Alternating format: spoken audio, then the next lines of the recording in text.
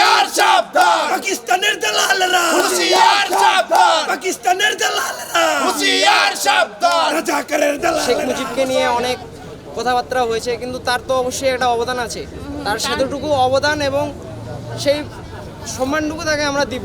সে যদি ৭১ সালে বাংলাদেশের পক্ষে দাঁড়ায়, তাকে আমরা পক্ষের শক্তি হিসেবেই তুলে ধরবো।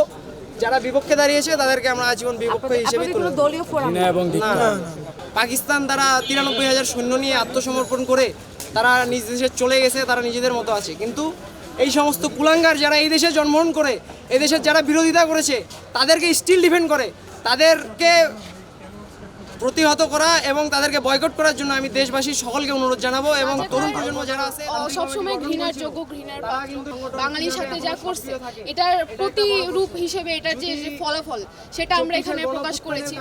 ইভেন আমরা যেটা করছি আমাদের দেখে আমাদের পরবর্তী যারা আছে তারাও যেন এই ধরনের কাজ করে এবং তারা যে আসলেও ঘৃণার যোগ্য, এই জন্য আমরা এই ধরনের কর্মসূচি করেছি। মুক্তিযুদ্ধের সময় একটা মানে বড় একটা অংশ নারীদের উপর অত্যাচার করা হয়, বিভিন্ন গ্রামে গ্রামে যে নারীদেরকে ধর্ষণ, তাদেরকে দিয়ে বিভিন্ন ধরনের কাজকাম করানো, এই ক্যাম্পে নিয়ে যাওয়া, হ্যাঁ ক্যাম্পে নিয়ে যাওয়া, তাদেরকে দিয়ে অনৈতিক কাজ করানো।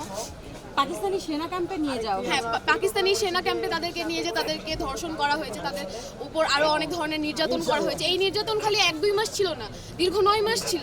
এই যে দীর্ঘ 9 মাস যে নারীরা যে হচ্ছে দেশের জন্য, হ্যাঁ দেশের জন্য তাদের যে এই ধরনের তারা যে স্যাক্রিফাইস করেছে বা তাদের উপর যে অত্যাচার হয়েছে, এটা অবশ্যই একজন না মানে মেয়ে হয়ে আমার পাঁচ অবশ্যই করে।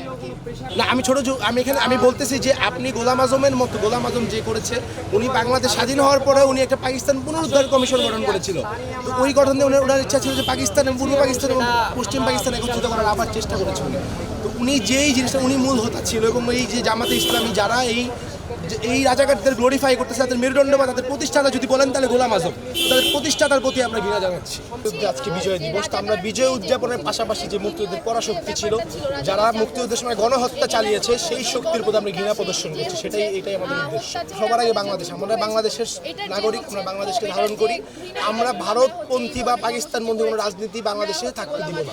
এই যারা রাজাকার, এই যারা আল শামস আল বদর, এই যারা পাকিস্তানের দালাল, এখনো বাংলাদেশের মধ্যে বিভিন্ন রকম দলীয় এজেন্ডা বা কোনো রকম এজেন্ডা বাংলাদেশের বিপক্ষে বাস্তবায়ন করতে যাচ্ছে, আমরা তাদের কালো হাত, কালো ষড়যন্ত্র ভেঙে দিতে চাই। এটাই হতে পারে আমাদের ঢাকা বিশ্ববিদ্যালয়ের প্রথম বর্ষের শিক্ষার্থীদের থেকে একটি উদ্যোগ, যা পুরো বাংলাদেশ এটি গ্রহণ করবে। সবার আগে বাংলাদেশ, বাংলাদেশ, সবার আগে বাংলাদেশ, বাংলাদেশ, সবার আগে বাংলাদেশ, বাংলাদেশ, সবার আগে বাংলাদেশ। বাংলাদেশ।